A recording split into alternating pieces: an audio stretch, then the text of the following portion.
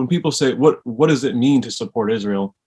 I would say simply, it's the belief that the Israeli people have a right to exist and a right to live in peace. And people say, well, of course, that's obvious, right? And that's where we get into why we do what we do, because to a lot of folks, it's not obvious. So maybe we can start there and just talk about some of the ideas out there that make it necessary to explain to folks that we do need to take action to help Israel, have a right to live and exist in peace. It's funny how I guess how the world has seen Israel. It's right for everyone else to exist except them, right? And why them? Out of all people, why do people say no? Everyone can exist except them. They can't exist. But I'm with you. I think that's the reason why we believe not only just on a personal level, on a humanitarian level, right? Hey, man, because they're humans, they're human beings. They must exist, right? And of course, we can also look at the biblical area, as to why we stand with Israel. But no, I'm definitely with you on that. I think one of the more interesting Facebook posts I've seen in a while is one of my friends. She's Jewish. She lives in New York. I used to work with her. And when all this anti-Semitic attacks start happening right around the time of the last Gaza conflict, she was like, hey, when this happened, I stood with your people. When this happened, I raised my voice for you guys. When I saw this injustice, I was the first one out there. I don't see any of you guys coming to my aid. I'm scared as a Jewish person living in New York City in the United States of America. First off, that's disgusting that we're at that point again.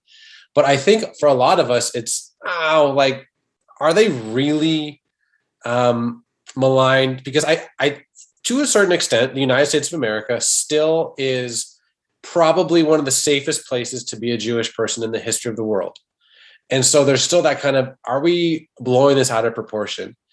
But you can look at it numerous ways. Historically, arguably the most persecuted people group in the history of the world.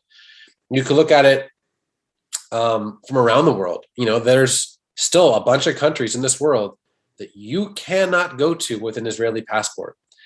There's anti-Semitic attacks happening all the time, unfortunately, from Sweden to Paris to Los Angeles to Pittsburgh to, I live here in San Diego. I'm about 25 minutes from a synagogue here in Poway where a Jewish congregation faced a terrorist attack. I live in San Diego, California.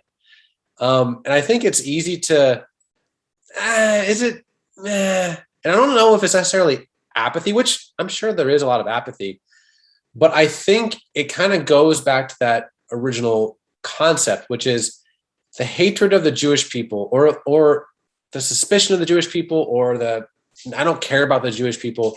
There's something a lot more profound here. And if you let it, it will fester and it will turn into something much more serious. When Adolf Hitler took power, he didn't go from, hey, I'm the chancellor, here's Auschwitz. It was a process. And if we don't recognize that things are happening right now that have repeated for millennia, we won't see that. And I do think that the Bible is, at the end of the day, the greatest reminder of why God has such a heart for Israel. And I think that's why the enemy has such a disdain for Israel. But we'll get into that. Yeah, that's good. And we should mention that anti-Semitic attacks on Jewish people around the world are at record levels right now, and they seem to be slowly climbing.